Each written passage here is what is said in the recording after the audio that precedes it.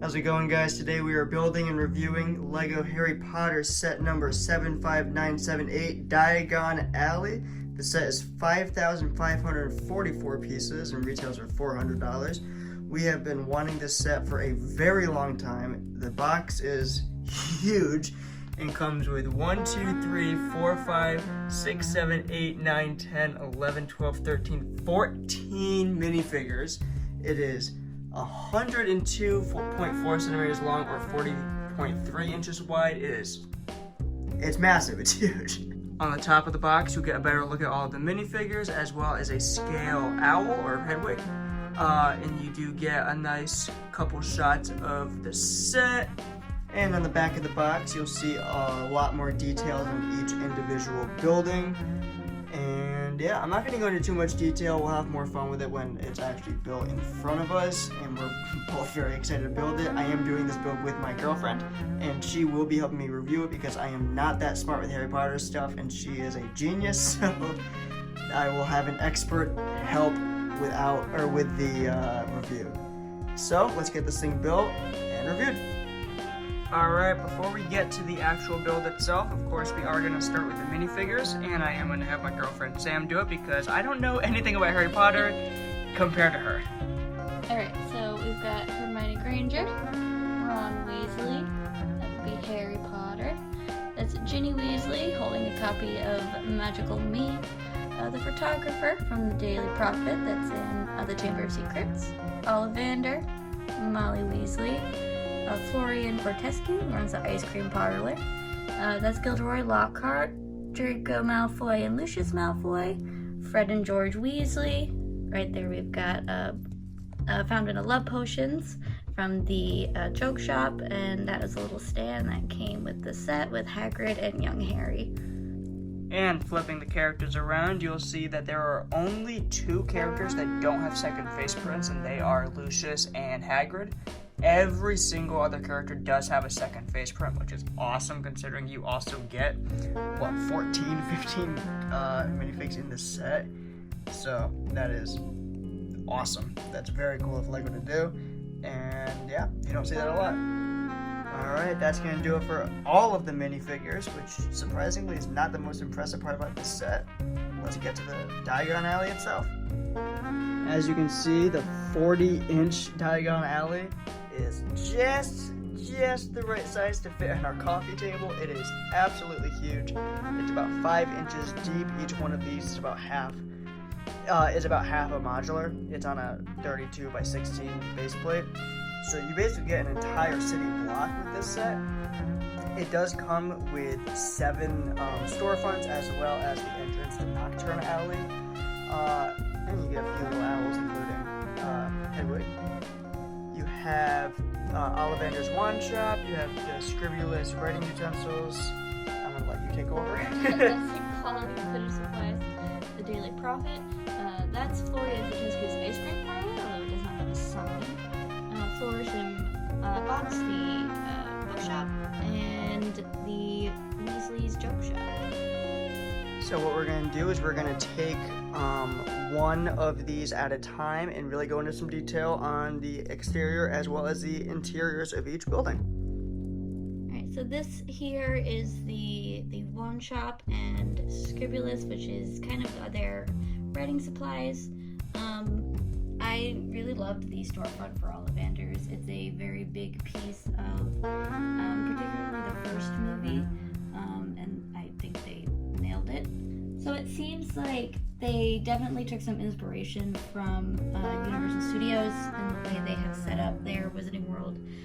Particularly the detail that I noticed was the hanging sign on the top of the building. The O with the wand through it is exactly this logo that's put on the boxes of the wands that you buy at Universal Studios. I've been to the one in Orlando many times. And the colors as well really seem to be taken from those theme parks. The very vibrant colors. But yeah, I think they nailed it there. First thing on the interior, before Sam gets to the details and stuff, you can push the stairs in and out depending on how you want to display this. If you want this up against a wall and stuff, you can basically have the back of these modulars completely flat, Or, you know, there you go, it doesn't look all cramped, and there is a way to get upstairs. So in Scribulus, you can see on the inside there is walls that have ink and different quills and things. When you get into Ollivanders, I really liked the way that they stacked all the wand boxes. There's also 2 different places where you can take out the wand boxes on each level of the build. So the bottom level would be exactly the room that we see in the first movie.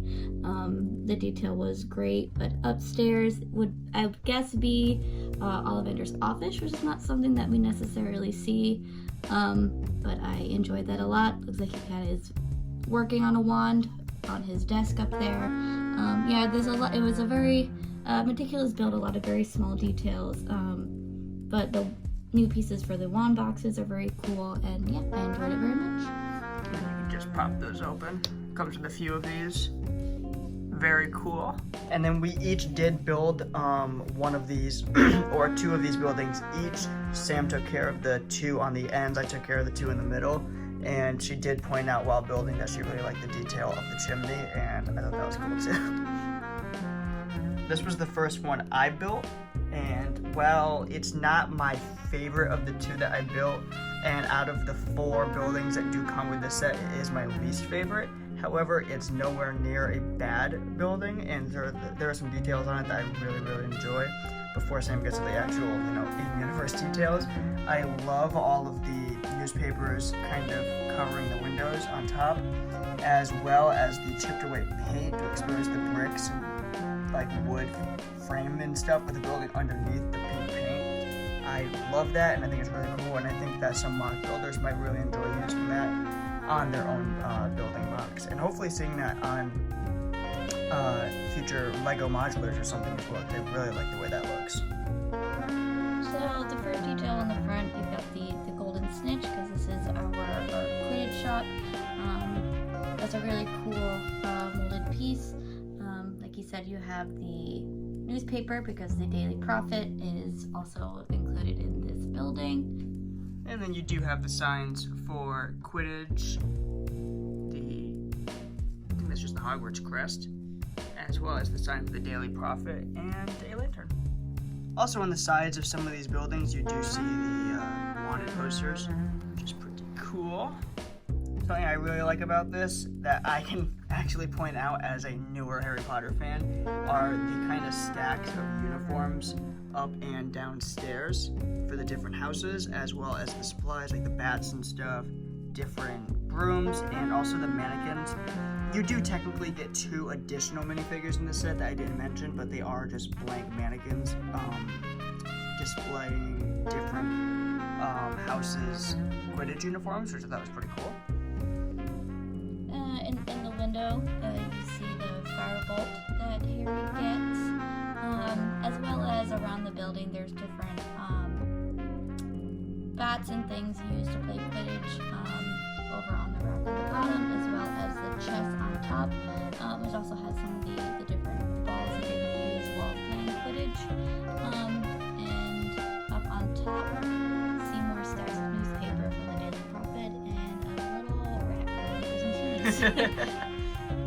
So here we have the storefronts to the ice cream parlor, as well as Flourish and Plots, the bookstore that's featured in Chamber of Secrets. On the kind of roof of the ice cream parlor, you've got some chairs with a couple scoops of ice cream, which is pretty cool. I love the coloring of Flourish and Plots. It's very reminiscent of the films. You have the racks of books outside. Again, a lot of those like very windowed storefronts, which are very reminiscent of different buildings in Diagon Alley. I don't know exactly what those details are. But on the side, the little gargoyles. Yeah, they're little like dragon gargoyles. Yeah. It's got a cool little molded piece for a dragon, and you kind of use these like scuba fins to make wings. They're like little dragon gargoyles. And then also, this is the other building that I built. Some thoughts from somebody who likes building Lego buildings, especially modulars. The awning for the ice cream shop is really nice. I really like those two colors together, as well as the building technique for those chairs. They're not actually attached to the ground. They just have these little horn pieces, and you can just put those wherever you would like. And then I am a massive fan of this roof here. The different lengths of slope pieces coming together to make that really cool looking roof look really nice. And then this set, the best thing about this set architecture wise for me is all of the different techniques for building windows. It gives each building so much character, and each of them just looks so good with these big printed pieces to make those like window frames and stuff. So yeah, that's something that I thought was really cool about this set. And then real quick before getting to the Harry Potter details of the set, this also does have a staircase you can kind of flip up and hide if you want to have this flat against a wall, or if you do push these modulars up together back to back, or you can have that out and have a way up. So obviously, because this is a bookstore, we have stacks of books. This building is heavily featured in the beginning of the second film and book. Yeah, I think there's a lot of very cool details in there, a lot of varying colors in the different books, and things like that. More signs for the bookshop itself. Something I really thought cool while building this set, it's kind of hard to see with the way I have it set up now, but this book stack does have this piece because that book is kind of just like levitating.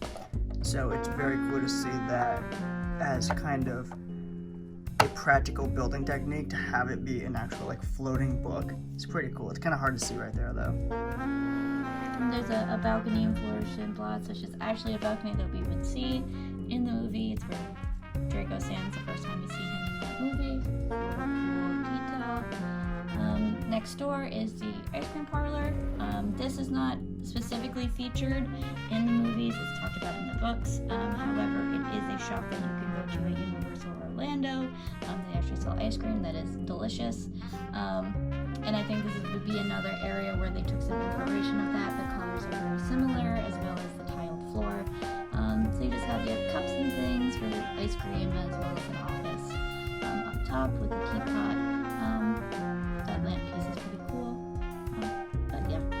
That is something I find really cool about this set. It's not like a Star Wars set where, the ship is very well seen in every angle, in the movies and stuff. It's something that, it's a whole city, essentially. Diagon Alley is huge. It's a ton of different businesses, and they don't all, there's one or two in the movies that are very, very important and very well seen, one of which is rumored to be kind of coming out as an extension. It is the bank, Gringotts Bank. That should actually be, that's a rumored set for, I think, later this year, so hopefully we do end up seeing that. But they don't all have great, shots of them in the movie and stuff, so the designers had to go and get inspiration from the books, and I think most of the inspiration for the set and all the details from it are actually from the Universal spot, because they were able to go, and they said that they did go and get a lot of good looks at the actual Diagon Alley in Universal, so I think that a lot of the set is actually based on that versus the movie. And then this is the other one that Sam built, and I just want to do this. First, there is this play feature where this actually does move, and that is, I couldn't wait to talk about it. You have this little lever on top, and you just pull it, and it's upset. So this was, of the two, probably my favorite to build. This building is featured in the later books and movies, and I think it's cool that this set kind of takes inspiration from the different ends of the timeline for Harry Potter. You see elements from the Chamber of Secrets, just the second movie, and then obviously this building would come for later. But that's just a cool little thing to see. I loved the detail in this building, particularly the colors were great. The tilted window entering Nocturne Alley was very cool. And yeah, that play feature was awesome. But yeah, I think a lot of the cool detail of this one is on the inside. And that is something really cool about this set that she did just mention for a little second there. Something that does come up in the other $400 Harry Potter set, which is Hogwarts, which is right there, which I have not done a review on. It's that, this is a set this is a, location in the movies and books that we see over the course of many years in the story, as well as Hogwarts. Hogwarts is, almost a character in these movies. And they do this cool thing in the set where this version of Diagon Alley is not from the first movie exclusively. There are scenes and buildings even that aren't in Diagon Alley in the first movie, and they kind of don't limit themselves to one scene. And the minifigs and stuff aren't all just from one movie, for example. They come, like these guys come in a lot later, but they don't really care about that. They're like, we would rather have the ability to live out different scenes and different favorite moments from the movies and stuff all in one set, and I think that's very cool. Also, before we fully flip it around, show the side of this building, which is really cool. There's some graffiti on the side, which is super cool. And the first thing that stands out to me in this building is just the color. It's so bright and vibrant, which is so fitting to how we see this building in the movie. Not only that, but the way that they add height to the set is really cool, because in the movie, when you look in this building, we only see it for a few scenes, but it seems like infinite. Like, it just keeps going up and up and up and up, and I think they capture that really well. Each floor has its own details. There's nothing that's kind of repeated. So there's different shelves and things that have different stacked items, as well as different stickered pieces that have different Weasley products.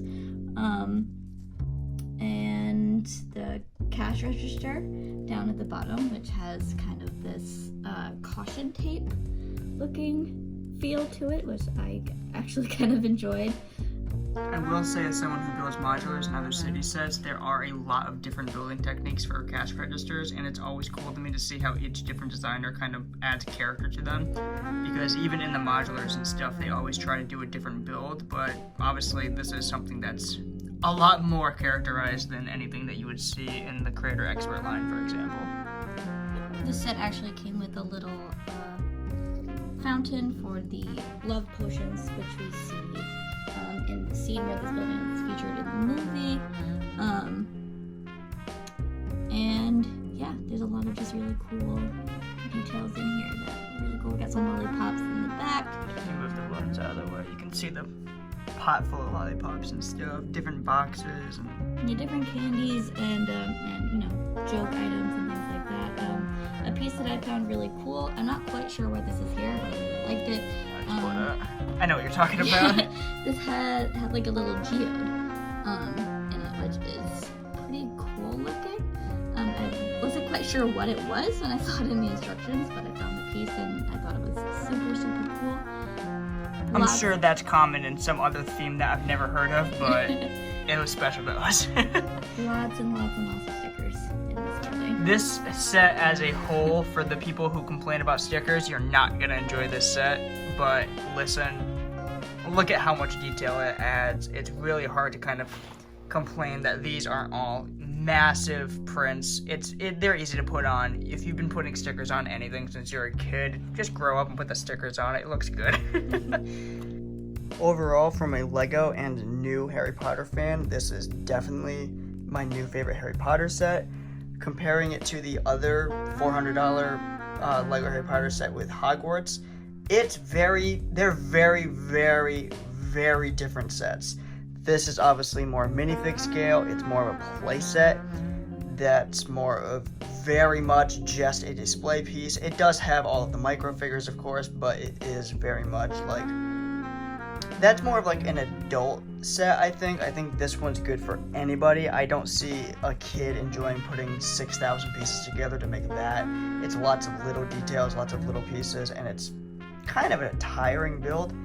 This is, excuse the pun, but this is a magical build. It's just so much fun. Every step of the way, you're doing something new. It's exciting. The colors are just mind-numbing almost. And you obviously get tons and tons of nice minifigures. If you enjoy city building, which obviously I won't be able to fit this inside my current city, but that is a plan for the far, far future, is I would love to have an actual Diagon Alley in a Lego city, kind of hide it a bit, and have a touch of magic in a Lego city. But for now, it will be sitting on our shelf in our living room near the other Harry Potter sets and, of course, Hogwarts. But yeah, if you have a good amount of money and you're looking to spend on a Harry Potter set, I would personally recommend this over Hogwarts, but obviously depending on what you like. But if you have the money, go for both because they're both really amazing sets. But this one's just something else. But yeah, if you enjoyed, like and subscribe. Thank you, Sam, for helping out with this. I would have struggled with the names and stuff. But yeah, like and subscribe, and I'll see you next time. Bye.